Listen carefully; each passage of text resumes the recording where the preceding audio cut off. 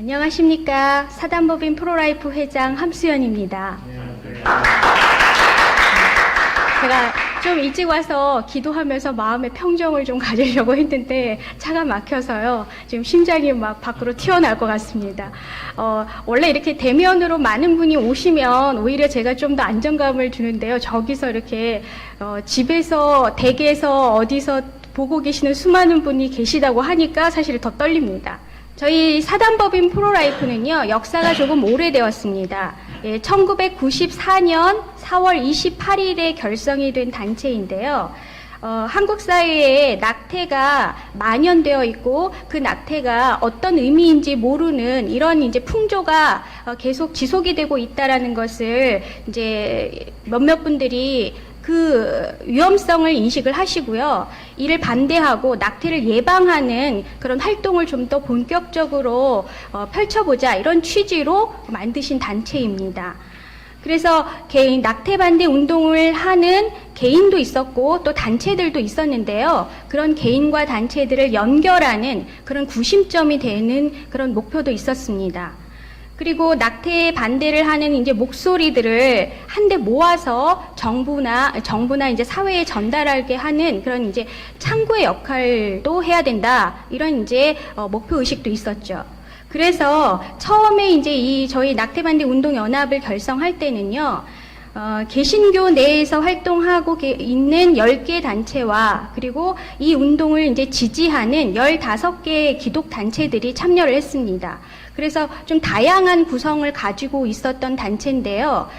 이때 이제 저희가 기독 단체들이 많이 있었기 때문에 사단법인 프로라이프 그때는 낙태 반대 운동 연합이죠. 낙태 반대 운동 연합이 기독 단체이다 이렇게 했는데 이제 기독 단체라기보다는 낙태 반대 운동을 하는 시민사회 단체로서 정체성을 좀 시작을 했었습니다. 그러다가 2000년에요. 이제 여기서 단체를 해보신 분들은 아시겠지만 저희 단체는 100% 후원으로 지금까지 이루어지고 있습니다. 근데 이제 후원금을 이렇게 보내주시면 어떤 이제 단체가 모양을 좀 더 반듯하게 가져갈 때 후원을 해주시는 분들이 좀 더 믿음을 갖고 후원을 해주시기도 하고 저희 단체가 이제 대외 정부를 대상으로 할 때에도 조금 더 권위가 있는 단체가 되기 때문에 저희가 2000년에 서울시의 비영리 민간단체로 등록을 했습니다. 그러다가 2012년에는 보건복지부 비영리 민간단체로 등록을 하고요. 그리고 이제 2012년 그때 당시부터 사단법인으로 이제 모양을 바꿀 움직임을 갖고 준비를 하다가 2011년 10월 25일에 사단법인 낙태 반대 운동 연합으로 승인을 받았습니다. 그래서 이 낙태 반대 운동이 지금 보시면 저희 로고가 이렇게 여성과 아이거든요. 여성과 아이 모두의 복지를 또 이들 모두의 이익을 위해서 일하는 단체다. 이런 뜻으로 엄마와 아이의 이제 모양을 형상화한 로고를 갖고 낙태 반대 운동 연합이라는 사단법인을 운영을 하게 되었습니다.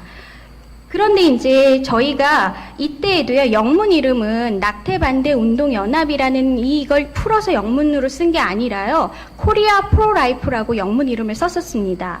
그런데 저희가 이제 활동을 하는 이제 뒤에 가서 설명을 드리겠지만, 저희 사업에서 가장 중요하게 부분을 많이 차지하고 있는 것이 이제 교육 사업인데, 일반 학교들에게 교육을 하려고 보니까요, 저희 이름이 낙태 반대 운동 연합 이런 단체 이름이 너무 강력하다 보니까 교육을 들어보기도 전에 됐어요. 우리는 그런 단체는 확실히 그러니까 너무 이익 단체 같고 또 너무 과격한 단체 같고 이러니까 교육 자체가 진입이 안 되는 걸 너무 많이 경험을 했습니다. 그런데 초창기의 교육은 교회를 중심으로 또는 지역사회를 중심으로 대규모 교육이 가능했기 때문에 저희가 이제 이 낙태반대 운동연합이 이름이 주는 그런 핸디캡을 그냥 쭉 가지고 갔었는데요. 여러분들도 알다시피 2010년을 그러니까 기점으로 해서 우리나라에 갑자기 이제 이 낙태를 찬성하는 것이 페미니스트인 것처럼 분위기가 이렇게 전환을 하는 그런 분위기가 생겼습니다. 그러다 보니까 각급 학교에서 여선생님들을 중심으로 이 낙태반대 운동연합이란 이름을 가진 단체에서 교육을 받는 것에 대해서 아주 부정적인 의견이 많이 대두되기 시작했습니다. 그래서 저희가 부득이하게 2019년에 사단법인 프로라이프로 이름을 개명을 했습니다. 그래서 좀 더 이제 저희 교육에 갖는 어떤 중요한 부분을 이름이 갖는 핸디캡 때문에 진입이 안 되는 것은 좀 이제 없애보자 이런 뜻으로 사실은 저희 내부 회원들하고 이사진들하고 엄청나게 고민을 했지만 이제 이게 좀 더 나은 방법인 것 같아라고 해서 이제 총회를 통해서 변경을 하게 되었습니다. 저희 이제 정관에 4개의 목적 사업을 갖고 있습니다. 저희는 이제 보건복지부 산하에 있는 등록된 사단법인이기 때문에 3년에 한 번씩 보건복지부 감사를 받습니다. 그래서 이 목적 사업을 잘하고 있는지에 대한 총괄 감사를 받게 되는데요. 저희 목적 사업은 크게 이렇게 4가지로 구분이 됩니다. 첫 번째가 낙태 문제에 대한 국민의 이해를 좀 증진시키는 교육이나 홍보, 이것이 첫 번째 사업이고요. 두 번째가 낙태 반대 운동을 하고 있는 개인이나 단체의 연합 활동을 하는 것이 두 번째 사업입니다. 그리고 세 번째 사업이 이 낙태와 관련된 자료가 국내에 많지 않습니다. 그래서 그런 관련 자료를 저희가 만들어내고 또 연구하고 세미나하고 이런 사업이 세 번째 사업이고요. 네 번째 사업은요. 낙태를 하지 말라라고 이야기만 하고 낙태를 하지 않고 아이를 낳은 그런 여성들에게 도움을 주지 않는 것은 저희의 책임 방기다 이런 측면에서요. 미혼모를 지원하고 그리고 낙태를 고민하고 있는 여성들에게 손을 내밀어주는 위기임신 상담을 하고 있습니다. 이렇게 이제 정관의 4가지 사업이 명기가 되어 있기 때문에 지금부터 제가 설명을 드릴 저희의 모든 사업은 이 정관의 기준을 하여서 사업이 운영이 되고 있습니다. 제가 이제 저희 사업을 쭉 설명을 드리는데 저희 기관이 이제 역사가 좀 깊다 보니까 사업에 이제 양이 좀 많습니다. 근데 제가 준비를 하면서 저희 기관의 자랑이 아니기를 이 사업을 들으시면서 많은 분들이 생명운동을 이렇게 하면 되겠구나라는 아이템을 얻으시고 그리고 이런 방면에 참여하면 되겠다라는 그런 힌트를 얻으시게 되기를 바랍니다. 저희가 이제 낙태 반대 운동을 하면서 이제 쭉 경험을 해보니까요. 낙태를 왜 우리나라 사람은 많이 할까 또는 사람들은 많이 할까 이렇게 이제 고민을 했더니 크게 이제 이 4가지 정도의 이유가 주를 이루고 있었습니다. 첫 번째가요. 낙태에 대한 정확한 정보가 부족했다라는 것입니다. 그래서 저희가 이제 캠페인을 할 때 실제 낙태된 아이들 사진을 이렇게 하면요. 사람들이 다들 경악해요. 막 그리고 화를 내시는 분도 계시거든요. 이런 거를 길거리에 두었다. 근데 그것이 낙태입니다. 그래서 낙태에 대한 정확한 정보를 주자. 어떻게 낙태를 하는데 이런 도구를 쓰기 때문에 여성의 몸에 이러이러한 해가 끼쳐질 수 있다. 이런 것들을 정확하게 알려주자. 이런 이제 결론을 냈고요. 두 번째는 태어나지 않은 태아, 눈에 보이지 않는 태아는 인간이 아니다라는 생각이 많기 때문입니다. 그래서 저희가 생명의 시작점이 수정 순간부터라는 것을 과학적으로 알려주자, 교육을 통해서. 그래서 이 방향으로 또 이제 사업이 진행이 되게 되었습니다. 그 다음 세 번째는 인간 생명 자체에 대한 존엄성이 많이 부족한 사회다, 우리나라가. 왜냐하면 1970년대, 80년대 근처로 오면서 우리나라 이제 다 산하 제한, 가족 계획이 있었잖아요. 그래서 낙태가 피임의 일환으로 사용이 됐었기 때문에 모든 사람들이 생명이 되게 존엄하다, 나는 존엄하게 태어났다라는 그런 기본 가치가 좀 부족한 세대이고요. 그 세대가 또 아이를 낳아서 잘 키웠기 때문에 기본적으로 성가치 교육이 없었던 것 같습니다. 그래서 저희가 성가치를 어릴 때부터 심어주자 이런 이제 계획을 세웠습니다. 그 다음 마지막으로 성을 어떻게 사용해야 되는지에 대한 교육의 기회가 부족하다라는 결론이 났습니다.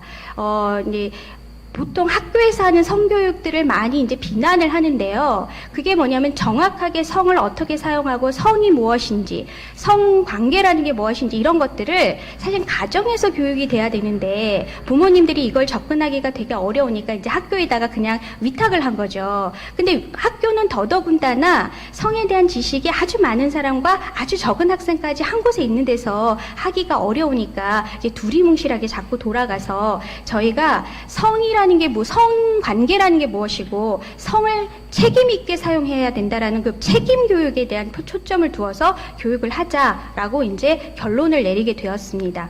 이런 이제 이유로 저희가 하고 있는 교육 사업은 이렇습니다. 그래서 교육의 핵심이 성생리 교육이 아니라 성가치 교육을 하자.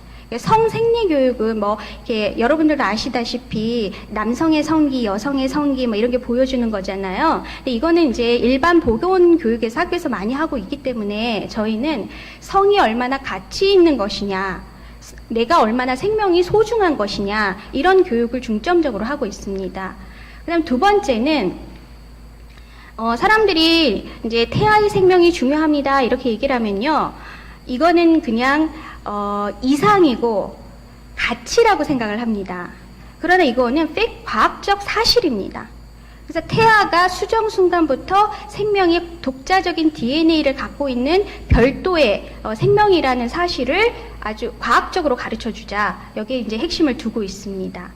그 다음 세 번째는요, 애정의 표현 방식으로 하나님이 우리에게 허락한 이 성 표현이라는 부분에 대해서 성을 어떻게 책임 있게 사용을 해야 되는지, 어느 부분에서는 한계 사용하지 말아야 하는지, 이런 부분에 대한 한계 교육을 하고 있습니다. 그리고 마지막으로 저희가 가장 이제 첫 번째인 성가치 교육하고 마지막에 책임 교육이 저희 이제 핵심의 중심이라고 보시면 되는데요. 인격적으로 책임감 있게 성을 사용하는 교육을 하고 있습니다. 그래서 이제 저희 일종의 커리큘럼입니다. 예, 저희 연령별로도 다 나눠져 있고요. 주제별로도 다 나눠져 있어서 유아부터 일반 이제 청장년부터 일반 국민까지 다 이렇게 되어 있어서 이제 유아의 경우에는 주로 체험이 중심을 이루고 있습니다. 그래서 아이들은 이럴 때 유아는 이제 이론 교육이 잘 먹히지 않고 이해가 되지 않기 때문에요. 이제 아이들에게 생명이 어떻게 이루어지는지, 엄마가 널 얼마나 소중하게 낳았는지 이런 부분에 대한 체험 교육을 중점적으로 하고 있고요. 이제 초등 저학년, 고학년으로 해서는 저희는 이제 소중한 나 그리고 너가 이제 중심이고 사랑과 성과 생명, 그래서 성에 대한 책임 교육을 하고 있습니다.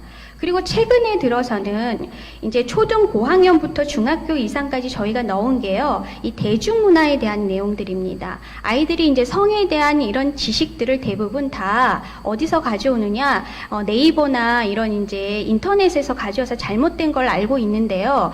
이런 이제 대중문화의 아이들이 성이 왜곡되는 걸 막기 위해서 대중문화를 바로 보는 교육을 저희가 하고 있습니다. 그리고 최근에 들어서는 이제 성폭력 예방 교육을 저희한테 많이 의뢰를 하셔서 성폭력을 하지 말아야 하는 이유가 내가 소중하고, 그래서 남도 소중하고, 그래서 소중하게 서로를 대해야 되기 때문에 폭력을 행하면 안 된다라는 이제 가치에서부터 시작하여서 성폭력 교육을 하고 있습니다.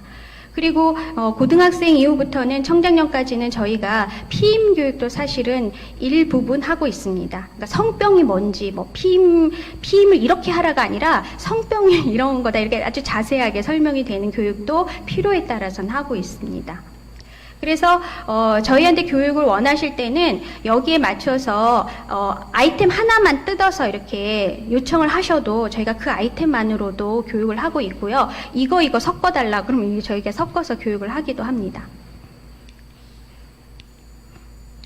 그래서 이제 지금 올해 8월 말까지 저희가 생기고 나서 좀 계산을 이제 이 PPT를 만들면서 해봤더니 한 11만 9천 명 정도를 교육을 했더라고요. 예, 그래서 이제 최근에는 일반 초등학교에 많이 하고 있습니다.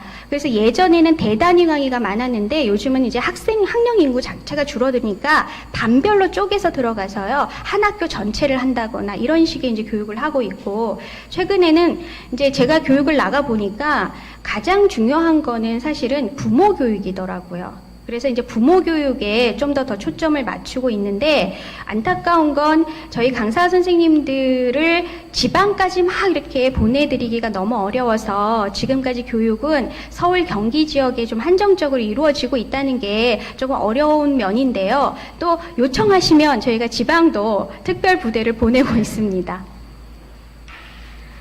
그 다음에 이제 두 번째가, 저희 이제 낙태에 대한 정확한 정보를 모른다. 낙태가 뭔지 모른다. 이런 이제 인식에 의해서 낙태 예방 홍보 캠페인을 정기적으로 하고 있습니다. 봄과 가을, 이렇게 해서 한 8번 정도, 7번에서부터 8번 정도를 한 해에 하고 있어서요. 지금까지 한 140회 정도를 했습니다.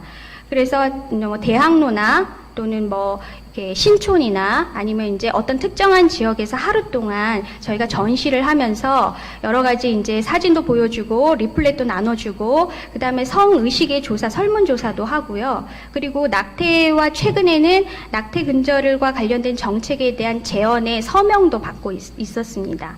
그래서 맨 요 사진을 보시면요. 요거는 저희가 이제 코로나 때문에 대면 5개 집회가 안 돼서요. 요거는 이제 온라인 상으로 저희가 요 영상을 제작을 했습니다. 이게 이제 태에 있는 아이가 이제 움직이고 있는 요 건데 요것을 카톡 프로필에다 딱 띄우는 거, 뭐 이런 거를 온라인으로 해서 막 배포하는 거. 그리고 저희 이제 로고를 만든 그 로고 이제 영상이 짧은 영상이 있는데 그 영상을 자기 블로그에 올리게 하는 거. 이런 걸로 이제 작년에는 생명사랑 캠페인을 대치를 했었고요.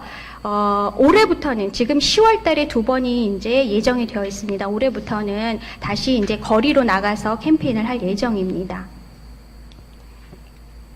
그리고 아까 말씀드렸던 것처럼 낙태에 관련된 자료가 많지 않습니다. 우리나라에 연구도 잘 안 되어 있지만 외국 자료들을 번역해서 쓰는 것도 많지 않아서요. 저희가 이제 초기부터 외국에 있는 자료들을 쭉 가지고 와서 비디오도 만들고 뭐 책도 만들고 뭐 이런 걸 했고요. 최근에는 저희가 요 위기 임신 상담 지원 안내서라 그래서 누군가가 낙태를 고민하는 사람이 오면 어떻게 상담해 줘야 될지 잘 몰라서 난감해 하시는 분들이 많으시더라고요. 그래서 그 이제 임산부가 받을 수 있는 국가의 정책들, 그 다음에 낙태가 어떤 후유증을 갖고 있는지, 그리고 도움을 받을 수 있는 그런 단체는 어딘지 이런 것들을 이제 한 요 자료를 만들어서 요걸 저희 이제 후원하고 있는 교회나 또는 각급 단체나 이런 곳에 배포를 했었습니다. 그리고 밑에 보시면 요 태아의 일기장 요런 이제 요런 자료들을 저희가 실제로 만들어서요 수업 시간에 사용을 하고 있습니다. 태아의 발달 과정별로 해서 다 특징을 설명하는 이런 자료들도 준비를 하고 있는 거죠. 그 다음에 이제 이렇게 낙태에 대한 교육을 했는데 그러면 이 교육을 하다 보니까 누가 이 교육을 할 것이냐라는 것이 중요한 문제이더라고요. 그래서 생명의 소중함을 알리고 성의 올바른 가치를 교육할 사람들을 양성하는 그런 사업도 하고 있습니다. 그래서 생명학교라고 해서요, 2000년 9월부터 시작을 해서 지금 초급은 60회 정도를 운영을 했고 중급은 23회 정도를 운영을 해서요, 약 320명 정도의 강사가 배출이 되었고 이 중에서 상당 부분이 저희 지금 생명교육을 담당하고 있습니다. 그래서 저희 이제 그 강사 양성 과정을 설명을 드리면요, 처음에 초급을 들으시면 그 다음에 이제 중급을 이수를 하셔야 되고요. 여기까지가 예전에는 이제 끝났었는데 중급을까지 이수를 하셨던 분들 중에서 실제로 강사를 꼭 하시겠다는 분이 그런 의사가 없으신 분들도 있으시더라고요. 그래서 저희가 이제 예비 강사 교육 과정을 새로 이제 신설을 해서 여기에서는 집중적으로 실제로 강의를 시연할 때 필요한 기자재를 운영하는 방법이라든가 또는 이제 오래된 강사님들이 오셔서 시연하면 그대로 보고 배우는 거라든가 본인이 시연하면 기존의 강사님들이 커멘트를 해주는 이런 걸로 이제 커리큘럼을 짜서 하고 있습니다. 그래서 초급 과정에서는 여기 보시면 뭐 태아의 사람됨, 그리고 낙태 현황이나 낙태 후유증이나 또는 낙태 관련법, 그리고 뭐 위기 임신 상담을 이해하는 것, 이런 것들을 이제 초급으로 배우고요. 중급에 오시면 프로라이프 활동의 역사와 전망, 뭐 이런 거, 입양, 피임, 그리고 실제 위기 임신을 어떻게 하는지 사례를 가지고 연습을 해보기도 하고, 그리고 낙태와 생명윤리에 관련된 난제들을 어떻게 우리가 대답할 것이냐, 이런 교육을 하고 있습니다. 그런데 또 다른 이제 고민은요. 저는 낙태가 여성을 결코 행복하게 하는 방법이라고 생각하지 않습니다. 수많은 낙태를 고민했던 여성들이 실제로 아이를 낳아서 역량이 강화되어서 삶이 바뀌는 걸 보았고요. 그 가정이 사는 것도 보았습니다. 그래서 낙태를 하게 되면 지금 순간의 문제는 사라지지만 그 여성이 갖고 있었던 빈곤의 문제이든 학업의 문제이든 경력의 문제이든 이런 문제는 변하지 않고 그대로 남아 있습니다.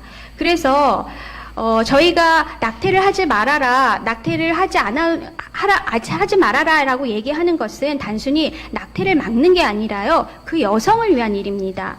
그런데 이렇게 여성에게 많은 여성들이 낙태를 하고 나서 후회하는 나중에 이제 저희한테 오면 이런 얘기를 많이 합니다. 못 들어봤다. 누군가 내가 그렇게 고민할 때 누군가가 나에게 낙태를 하지 않고 양육할 수 있는 방법을 알려줬더라면 내가 그런 선택을 하지 않았을 거야 라는 사람이 상당히 많았다는 겁니다. 그래서 낙태를 하지 않고 출산하여서 양육할 수 있는 길을 누군가는 알려주고 누군가는 그 길을 같이 가줘야 합니다. 그래서 저희가 하고 있는 사업이 위기 임신 상담 사업입니다. 지금까지 한 12,100회 정도의 상담을 실시했습니다. 물론 이 12,100회 이제 상담을 실시했다고 해서 모두 다 출산으로 연결이 된 건 아닙니다. 이 중에서 상담을 오래 했는데도 결국은 낙태를 했다는 그런 이야기를 들을 때도 있고요. 또 실제로 상담해서 출산을 해서 같이 기뻐했던 사례들도 많습니다.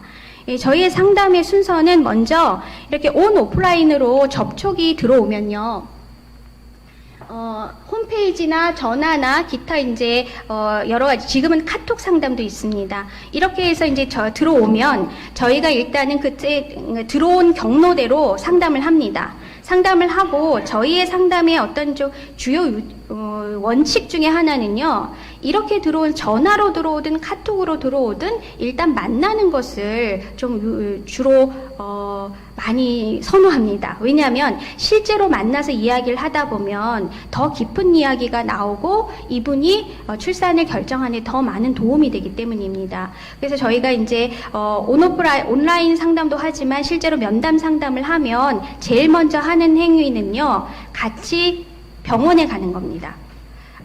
이제 혼자 위기 임신에 처한 여성들은 그동안 병원에 가보지도 못한 친구들이 많습니다. 그러니까 임신 테스트기로 해보고 나서요, 임신이라는 걸 알게 된 그 순간부터 엄청난 패닉에 지금 빠져 있는 상태이기 때문에 아무에게도 말하지 못하고 저희한테 이제 인테이크가 들어온 거죠. 그러면 이제 이 친구들에게 저희 협력병원에 가서 실제로 아이의 이제 초음파를 같이 봅니다. 그래서 심장 소리도 듣고 이러면 이 친구들이 대부분 나 낙태할 거예요 이랬던 친구들도 이거 듣고 나면 고민을 좀 하긴 합니다.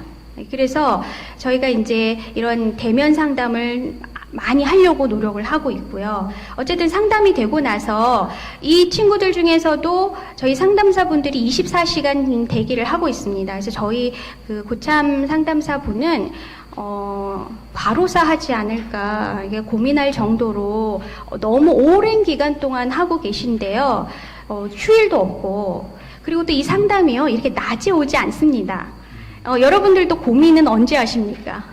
새벽이나 밤 늦게 하시잖아요. 그래서 이 친구들이 낮에는 친구들을 만나거나 밥 먹으러 다니거나 뭐 이러면서 고민을 잊었다가 이제 밤 늦게 이제 새벽이 되면 본인이 임신한 걸 어떻게 해야 될까, 어떻게 알려야 될까 극심한 공포에 빠집니다. 그때 상담이 들어옵니다. 그래서 대부분 새벽 상담이 많습니다. 근데 이제 저희가 상담사분이 이전에는 24시간 다 콜을 했었는데 지금은 24시간 하는 건 그분한테 너무 무리가 돼서 그럴 때는 카톡으로 받아서 아침 일찍 다시 이제 콜백을 하는 형태로 운영을 하고 있습니다. 이렇게 이제 상담을 해서 낳겠다고 결정을 하신 그런 이제 여성분들은 저희가 이제 운영하는 시설은 없어요. 그래서 지금 이제 있는 기존에 있는 사회복지 기관들, 그러니까 미혼모 시설들, 그러니까 출산할 수 있는 시설들, 출산하여서 양육할 수 있는 시설하고 연계를 해드립니다. 그래서 그 시설까지 같이 가서 이런 시설이 있다. 여러 군데를 보여드리고 이 중에서 원하는 시설을 가도 된다. 그러면 그 절차를 같이 밟아주고 그다음 병원에 가서 요즘은 국민행복카드라고 알고 계시죠? 그 국민행복카드도 저희가 같이 만들어드리고 그러니까 이런 활동을 같이 한다는 거죠. 그래서 상담이 그냥 전화만 받아서 이렇게 하세요라는 정보만 주는 것에 그치는 것이 아니라 저희가 원스톱으로 다 이루어지고 있고요. 그래서 이제 미혼모자 시설에다가 연계가 되어서 아이를 낳으면 그러니까 입양을 보내는 케이스가 있고 본인이 양육하는 케이스가 있습니다. 그런데 양육하는 케이스 같은 경우에는 저희가 그 사례 관리로 일정 기간 동안 후 서비스로 계속 어떤 지원도 해주고 상담도 해주고 이렇게 연결이 되고 있습니다.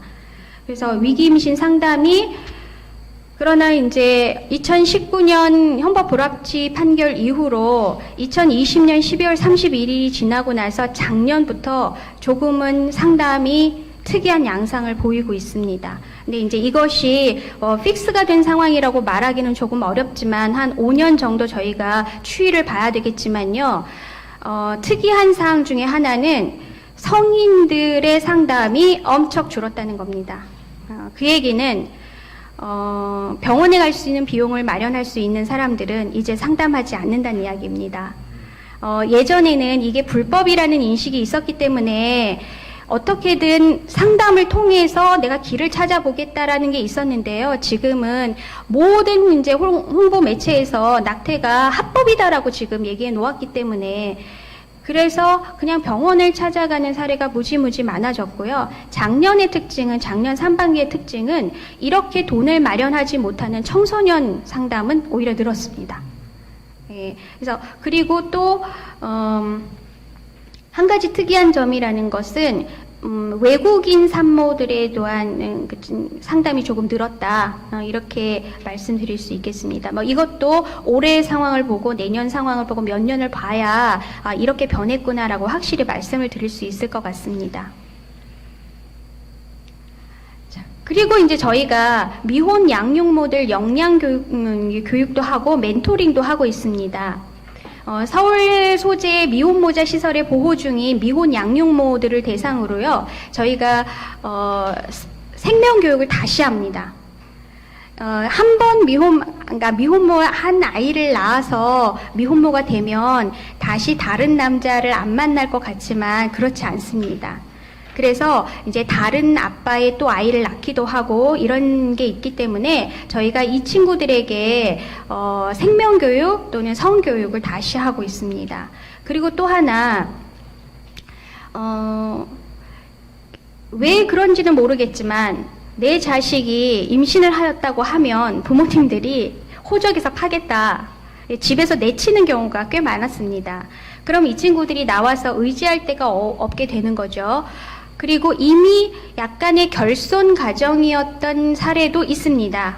근데 요즘 이제 주변에 보시면 애를 엄마 혼자 키우지 않잖아요. 아빠랑 할머니, 할아버지, 외할머니, 외할아버지가 다 들어붙어서 애 한 명을 키우거든요. 근데 저희 미혼 양육모는 혼자 아이를 키웁니다. 그래서 여러 가지 이제 심리적으로 불안하기도 하고 마땅한 양육 기술을 얻어 들을 때도 없고 이런 문제가 있기 때문에요. 저희가 이제 심리적인 안정을 도모하고 또 엄마 역할에 대한 양육 기술을 교육하는 그런 역량 교육을 지속적으로 하고 있습니다. 그래서 멘토 2분, 그러니까 좀 나이가 있으신 여성분이나 또는 중년 이상의 여성분 2명과 미혼모 1명을 매칭을 해서요. 월 1회 만나서 뭐 육아 상담도 해주고 또 이때 이제 여기는 상대적으로 남성분이 되게 많으셔서 잘 모르시겠지만 애를 딱 낳아서 딱 아기가 정말 아기면요 그때 이상하게 그렇게 놀러 가고 싶습니다. 애 없을 때는 안 가던 놀러는 그렇게 가고 싶고요. 또 맛집도 가고 싶고요. 또 커피도 그렇게 마시고 싶습니다. 어디 가서. 근데 이제 애가 있는데 보통의 이제 엄마들은 친정 엄마한테 맡기고 가거나 시어머니한테 맡기고 가거나 이런 게 가능한데 이들은 혼자밖에 없지 않습니까? 그래서 뭐 소위 이제 인스타에서 아주 유명한 커피집에 데려가서 커피 마시고 애 봐주고 뭐 이런 역할도 저희가 합니다. 그리고 미혼 양육모들의 이제 생활비, 긴급 생활비도 지원을 합니다. 자, 국가가 미혼 양육모들에게 여러 가지 이제 사회복지 정책을 많이 시행을 하고 있습니다. 많이 발전했습니다. 그런데 한 가지 특징은요, 현금은 잘 주지 않는다는 겁니다. 근데 특히 현금이 들어가야 할 부분이 뭐냐면 월세입니다. 그래서 이 친구들이 그러니까 국가가 하는 SH 주택에 들어가지 않는 한 본인이 이제 집을 얻어야 되는데요. 그 집에 들어가면 매달 월세는 현금으로 내야 되잖아요. 근데 국가에서 주는 돈은 이런 현금을 이제 생활비에서 이걸 뜯어서 월세를 내야 되는 거잖아요. 그래서 저희가 이런 이제 묻고 따지지 않고 이름표 붙이지 않은 돈을 한 월 10만 원에서 20만 원 정도 긴급적으로 이제 지원을 하기도 하고, 또 의료비는 국가에서 지원을 해주는데 많은 미혼모들 중에서 우울증을 겪고 있는 친구들이 꽤 많습니다. 그런데 아직까지 의료비에서 심리상담비가 제공이 되지 않습니다. 그래서 저희가 이제 그러니까 미혼모 자체가 정신적으로 건강하지 않으면 그 아이를 양육하는 데 있어도 학대 유발 가능성이 많아지기 때문에 저희가 이 친구들에게 심리상담비를 올해부터 지원을 하고 있습니다. 그리고 가끔 이제 똘똘한 친구들이 SH 이제에서 하는 주택을 신청해서 들어가는 경우가 있는데요. 소위 이제 새 살림을 차려야 되잖아요. 근데 이제 이럴 때 그 빈 집만 있는 거니까 거기에 뭐 세탁기도 사야 되고 냉장고도 사야 되고 뭐 예쁜 그릇도 사고 싶고 뭐 이런 게 있습니다. 그래서 저희가 올해부터는 이사 물품 지원도 일정 정도 지원을 하고 있습니다.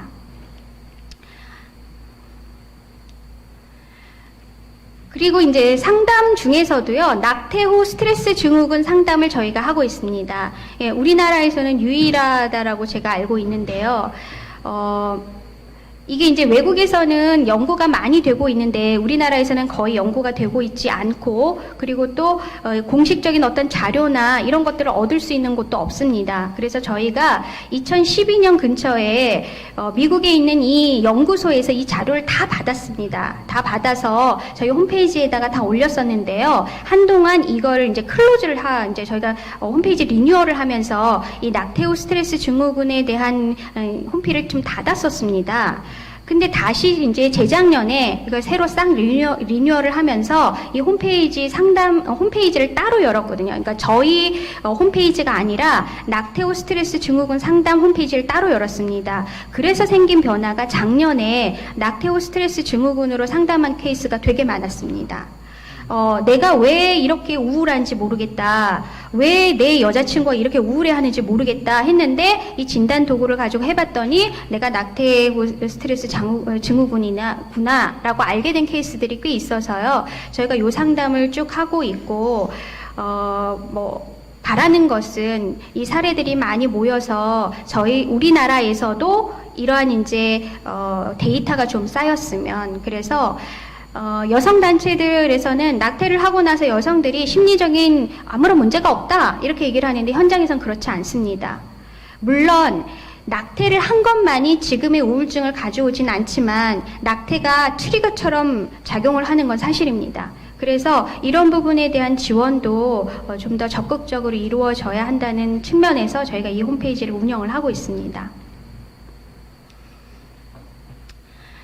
그래서 이제 낙태가 가장 현명한 선택이다라고 지금 세상은 지금 이야기를 하고 있습니다. 그래서 낙태하는 걸 선택하는 것은 자기 결정권이고 그 결정권을 누리는 사람은 진보적인 사람이고 낙태를 반대하는 사람은 다 고루한 사람이다. 이렇게 이분법으로 구분을 하고 있는데요. 이렇게 되다 보니까 이야기를 할 수 있는 여성은 자기 목소리를 낼 수 있습니다. 그러나 태아는 아무도 그 목소리를 대변해 줄 수가 없습니다. 그래서 그 목소리를 대변하는 역할을 저희 프로라이프가 하고 있습니다. 그래서 이 활동 때문에 낙태반대 운동연합, 사단법인 프로라이프가 운동단체, 데모단체 이렇게 인식을 많이 하고 계시는데요. 1992년에 정부에서 모자보건법에서 낙태 허용 사유를 싹 없애고 형법에다가 낙태를 허용하는, 낙태죄를 없애는 그런 이제 움직임이 있었습니다. 그래서 그때 이제 이 좌측에 요걸 보시면 여의도에서 국회 앞에서 침묵 시위를 해서 정말 많은 사람들이 1000명 이상이 모여서 침묵 시위를 했었고요. 그때 이제 전국적으로 1만 명의 서명서를 제출을 해서 그 때문인지 모르겠지만 이제 어쨌든 그게 본회의 상정이 안 돼서 유명무실됐습니다. 그래서 이 활동을 저희가 낙태반대 운동연합이란 이름을 걸고 한 첫 번째 대회 활동이 되는 것입니다. 그리고 낙태와 관련된 법이라든가 정책이라든가 여러 가지 움직임이 있을 때마다 저희가 그 부분에 대한 반대 성명을 내거나 시위를 하거나 이러면서 이렇게 관심을 갖고 이걸 쳐다보는 사람들이 있으니까 함부로 하지 마라. 이런 이제 목소리를 내고 있습니다. 그래서 2000년 12월에 그 먹는 낙태약 RU486이 이제 수입이 되려고 할 때 저희가 이 수입을 반대하는 생명사랑 범시민연대를 발족을 했죠. 여기 사진, 여기 앞에 요 분이 박상원 선생님이십니다. 그래서 이렇게 이제 발족을 해서 저희가 요것을 수입을 하는 것을 저지를 하질 못했지만 일반 의약품으로 전환이 되는 것은 반대를 해서 이제 응급피임약이란 말 자체가 잘못됐죠. 그러니까 사후피임약이라고 이렇게 얘기를 했고요. 지금 응급피임약이 맞는 단어입니다. 그런데 뭐라고 했냐면 사후피임약이라고 그때 막 홍보를 했죠. 그래서 저희가 이런 단어에 대한 내용도 이제 홍보를 하면서 그 단어 아니다 이런 것도 목소리를 전달하고 있습니다. 그리고 이때는 사실은 우리나라가 낙태 반대를 하고 있는 주류의 어떤 움직임이 조금은 있었던 것 같습니다. 2001년에 이제 생명윤리 기본법 제정을 하게 되면서 저희 단체도 시민단체 중에 하나가 들어갔고요. 2006년에 가서는 그러니까 인공임신 중절이라는 그 단어를 낙태 대신 국가에선 법에선 모자보건법에선 쓰고 있는데 그거와 관련된 뭐 전문가 회의 이런 걸 하면 저희가 다 참가를 했었습니다. 그리고 2010년에서부터 17년까지는 보건복지부가 아예 나서서 인공임신 중절 예방 사회 협의체라는 것도 구성을 했었습니다. 그래서 저희가 여기에 참여를 해가지고 요 그림을 보시면 이제 이렇게 협약식도 하고 이랬었는데요. 이때는 국가가 나서서 낙태를 이렇게 허용할 거라고는 좀 생각하지 않았던 때이기도 합니다. 그러다가 갑자기 변했습니다. 그래서 2018년 1월에 낙태죄가 유지되도록 하는 길거리 서명 캠페인을 저희가 했고요. 2018년에는 생명보호대회 이런 걸 했고, 그리고 이제, 여러분도 많이 아시다시피, 이 헌법 불합치 판결 이전에 낙태죄 폐지가 되는 것에 대응하는 활동을 헌법재판소 1인 시위를 지속적으로 했고, 또 전국 시위도 했었고요. 그리고 뭐 기자회견, 성명서, 뭐 이런 거를 끊임없이 했는데 여기 계시는 분들 이봉화 대표도 아시겠지만 저희가 했던 모든 사례는 신문에 실리지 않았습니다. 신문에서는 저희의 사건들을 그러니까 저희가 홍보를 이런 기자회견이나 하면 이제 기자님들한테 다 이렇게 안내를 하고 오십사 이렇게 청하는데요. 딱 오면 기독교 신문, 카톨릭 신문 또 뭐 그런 정도밖에 오지 않았습니다. 그래서 그때 이제 언론이 이렇게 몰고 가겠구나라는 그런 인상을 강하게 받았었죠. 그래서 이런 활동을 저희가 낙태법과 관련된 내용은 적극적으로 하고 있고요.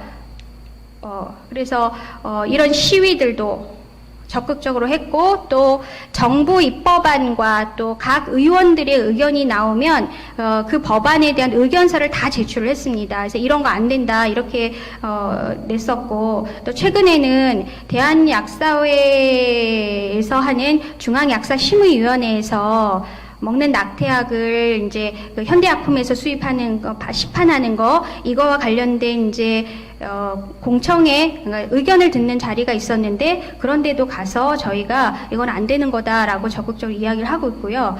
지금 현대약품에서 하는 이 먹는 약태약을 살짝 주춤하고 있는데 이게 어떻게든 다시 시도가 되면 저희는 목숨 걸고 시위를 다시 나설 겁니다. 그래서 낙태약이 일반 약품으로 시판되는 것은 절대 일어나지 않아야 되는 일이기 때문에 저희는 사활을 걸고 시위를 할 예정입니다. 그래서 이제 여러 가지 뭐 세미나나 토론회나 인터뷰나 기고 활동 뭐 이런 것은 뭐 열심히 하고 있는데 잘 실리지는 않습니다.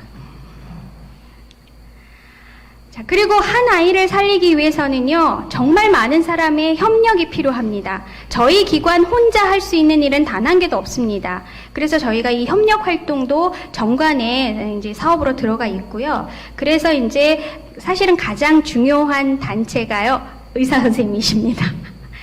현장에서 미혼모가 이제 임신한 친구가 위기 임신을 한 이제 여성이 산부인과를 가면 병원을 가면 제일 먼저 만나는 사람이 산부인과 의사입니다.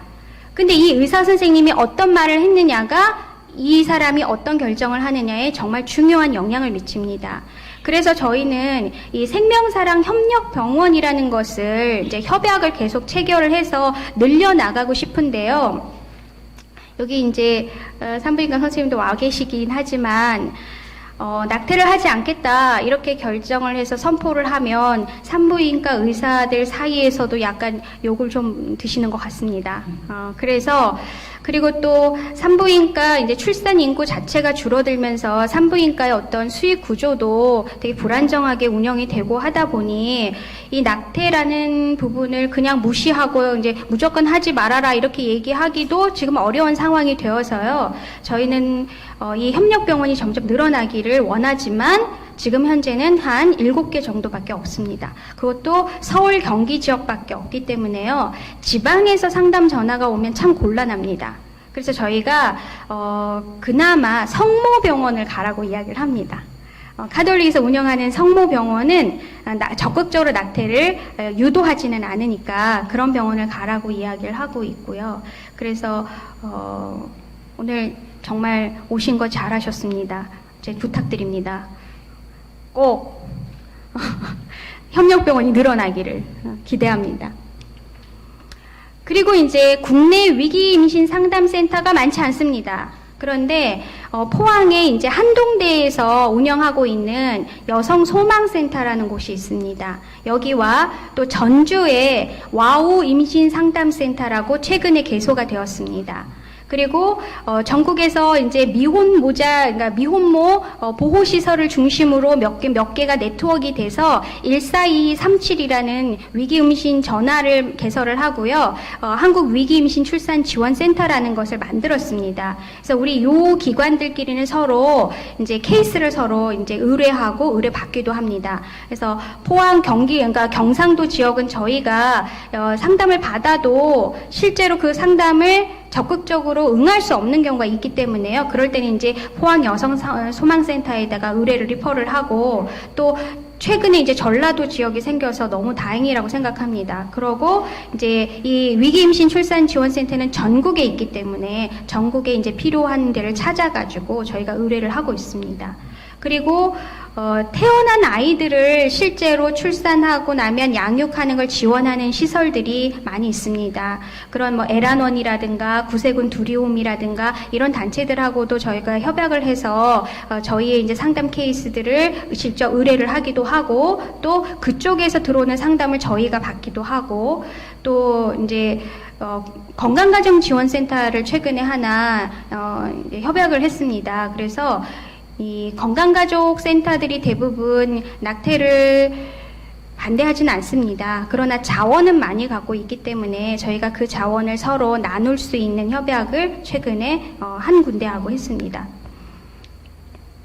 그리고 해외 이제 위기 임신 상담 센터들도 미국의 알래스카에서 있는 단체나 또는 미국의 일본은 SOS 임신 상담 센터 네트워크라는 거가 있는데요. 그런 단체들하고 저희가 이제 협약을 해서 그 단체들이 하는 활동을 저희가 알고 저희도 알려드리고 이런 걸 해서 이 알래스카에서 오신 분 이 단체는 교회 40개 교회가 뭉쳐서 이 센터를 지원한답니다. 그래서 이 단체는 교회가 전부 다 하고 있기 때문에요. 정말 철저하게 낙태에 대한 기독교적인 접근을 하고 있더라고요. 너무 좀 부러웠습니다. 그래서 알래스카를 오라고 하셨는데 코로나가 터지는 바람에 못 갔습니다.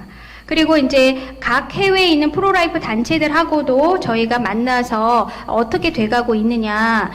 이 싱가포르 세이프 플레이스 같은 경우에는 우리 낙태법 이제 헌법재판소 결정 바로 이전에 오셨는데 그렇게 이제 애타하셨어요. 우리의 결정이 동남아시아, 아시아에 영향을 많이 끼치는데 제발 좋은 결과 있었으면 좋겠다라고 했는데 안타까운 결과 있었죠. 이런 이제 네트워크도 구축을 하고 있습니다. 그리고 이제 생명을 살리고자 하는 곳이라면 저희들은 어느 곳이든지 지원합니다. 그래서 최근에는 학교에서 동아리 활동을 하는데 여기를 좀 맡아주면 어떻겠느냐 이렇게 얘기를 해서요. 남자 고등학교에 들어가서 저희가 동아리를 하나 운영하고 있습니다. 그래서 남자애들한테 이제 한 학기 동안, 그러니까 한 학기 1년 동안 하거든요. 동아리 활동을 하는데 남자애들이 너무 재밌어하고 정말 많은 호응이 있습니다. 그래서 여기 동아리가 사실은 대학 가는데 하등 도움이 안 되는 동아리거든요. 그래서 애들이 다 처음에 이 동아리 올 때는요, 한 동아리 여기 가서 자겠다라는 생각으로 들어옵니다. 근데 이 아이들이 이제 한 학기를 딱 지나고 1년이 지나고 나면요, 후배들 보고 야 여기 들어와라 이렇게 이야기를 해주고요. 진짜 뭐 실제로 그러니까 지금 여자친구 이성교제 하고 있는데 여기서 배웠던 게 너무 도움이 많이 됐다. 뭐 이런 얘기도 하기도 하고 그래서 내년에는 저희가 여학교 한 곳이나 또는 중학교 이런 곳을 이제 더 확대를 할 예정입니다. 그래서 이렇게 이제 어린아이들이 이때부터 정말 확실한 성교육을 받으면 이것은 현장에서 큰 도움이, 그러니까 이들의 삶에 있어서 정말로 낙태가 안 이루어질 수 있는 그런 근거가 되기 때문에요. 저희는 그래서 사실은 여성보다 남성을 훨씬 교육을 잘 시켜야 된다 이렇게 주장을 하고 있습니다. 그리고 이제 교회 내에 있는 프로라이프 활동을 지원합니다. 생명주의를 제정하여서 그 생명주의를 지키자라는 이야기는 2000년부터 쭉 이제 저희가 이야기를 했고, 그래서 몇몇 교단이 재작년에 이걸 받아서 생명주의를 이제 지켜서 교단 전체에서 하셨던 게 고신교단 같은 곳에서 하신 경우가 있고요. 그리고 교회 내에서 기도 모임을 운영을 하면 저희가 지원을 합니다. 어떻게 지원하냐면요. 모든 모임이라는 것은 그 모임의 구심점이 될 어떤 이벤트나 사건들이 있어야 합니다. 근데 태아를 위해서 기도한다 이렇게 하면 너무 막연한 일이기 때문에요. 이 모임이 좀 지속되기가 어려워요. 그래서 저희가 실제로 상담이 딱 들어왔는데 이 친구가 낙태를 저 집에 가서 생각해 볼게요. 이렇게 얘기를 하고 전화를 끊는단 말이에요. 그러면 저희가 몇 주 된 태아가 지금 상담 들어왔습니다. 긴급 기도해 주세요. 적극적으로 기도해 주세요. 이렇게 이제 문자를 쫙 돌려요. 그러면 이 기도 모임에 이제 속하신 분들이 그 자리에서 기도하시게 되고요. 그 다음에 이제 낙태 관련된 법이나 제도나 이런 것들이 이제 바뀔 때마다 정보를 다 드리고 기도해 주세요. 서명에 참가해 주세요. 이런 활동을 하기도 하고, 또 미혼 양육모들이랑 1:1 결연을 해서 지원하는 활동도 독려를 하고 있습니다. 예를 들어서 예전에 신종플루 그리고 지금 코로나 뭐 이럴 때요. 이 미혼모들이 아이만 양육하는 게 아니라 직장을 다니는 친구들이 있거든요. 애가 한 4살 이상이 되면. 근데 이런 아이들을 아이가 신종플루가 걸리면 이 아이를 어디 맡길 데가 없잖아요. 육아시설 못 보내잖아요. 그러니까 그럴 때는 저희가 이제 긴급하게 자원봉사를 구해서 이 아이를 엄마가 아파도 그날 봐줄 수 있는, 그래서 1박 2일이나 2박 3일 데리고 자기도 하고 이런 활동을 하고 있습니다. 그리고 정기적으로 이 모임 자체를 위해서 저희가 생명교육도 실시를 하고 있습니다. 그래서 여기 사진에 보시면 이건 이제 교회에 태아를 위한 모임의 현장이고요. 이건 이제 그 모임에 있는 분이 아이를 결연하여서 도와주고 있는 그런 모습입니다. 그리고 교회에서 이제 여러 제자 훈련들을 하시는데요. 여기에 이제 생명윤리 부분이 있으면 어떻게 콘텐츠를 짜야 될지 잘 모르시는 경우가 있더라고요. 그래서 이런 부분에 저희가 이제 하는 활동들을 실제로 소개한다거나, 저희가 이제 뭐 위기 임신 상담이 이렇게 들어올 때 인테이크 상담은 어떻게 하는지, 이런 부분에 대한 이제 콘텐츠를 제공을 하려고 하고 있습니다. 그리고 교회 자체가 정기 캠페인을 하시는 데가 있어요. 뭐 크리스마스 전후라든가 아니면 부활절 전후로 이렇게 이제 낙태와 관련된, 생명과 관련된 캠페인을 하려고 하면 마땅한 자료가 없잖아요. 그래서 저희 이제 그 커다란 사진 자료들 같은 걸 대여를 해드리면 그걸 가지고 이제 전시를 하고, 이런 것들도 저희가 지원을 하고 있습니다. 저희가 지금까지는 이제 저희가 하는 활동들을 설명을 드렸습니다. 근데 저희 활동들을 들어보시면 아시겠지만요, 저희 활동은 일개 NGO 단체가 하는 활동이 아니어야 합니다. 이것은 국가가 해야 할 활동입니다. 근데 저희가 후원금을 모아서 30년 가까이 운영을 해왔다라는 건 우리나라가 생명의식이 이만큼 없다라는 이야기를 반증하기도 합니다. 그래서 저는 지금 현재 우리나라에서 태아를 지킬 사람이 누구인가라는 것에 대한 깊은 고민을 매일 합니다. 근데 저희가 시민사회 단체로 정체성을 갖고 있지만 저희에서 일하는 많은 분들은 기독교 신자들이 많습니다. 그 이유는 생명에 대한 깊은 고찰을 할 수 있는 사람은 기독교 신자이기 때문입니다.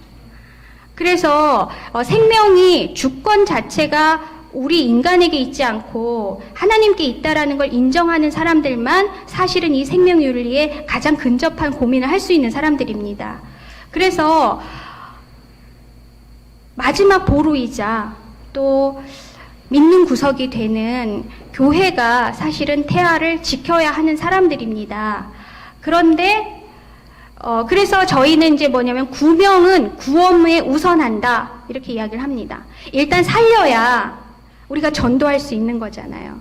그래서 구명을 해주면 그 다음에 이 하나님 나라를 전도할 수 있는 그러니까 생명이 하나 더 늘어난다 생각하고 우리가 적극적으로 구명에 힘써야 하지 않을까라는 생각을 합니다. 그래서 저희가 이제 잠언 24장 이 구절을 너무 마음에 두고 있습니다.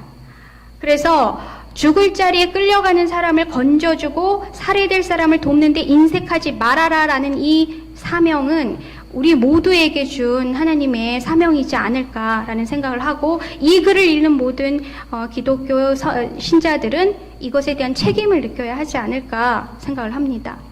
그러나 불행히도 교회는 침묵하고 있습니다. 저희가 30년에 가까운 활동을 하면서 가장 반응이 사실 없었던 곳이 교회입니다.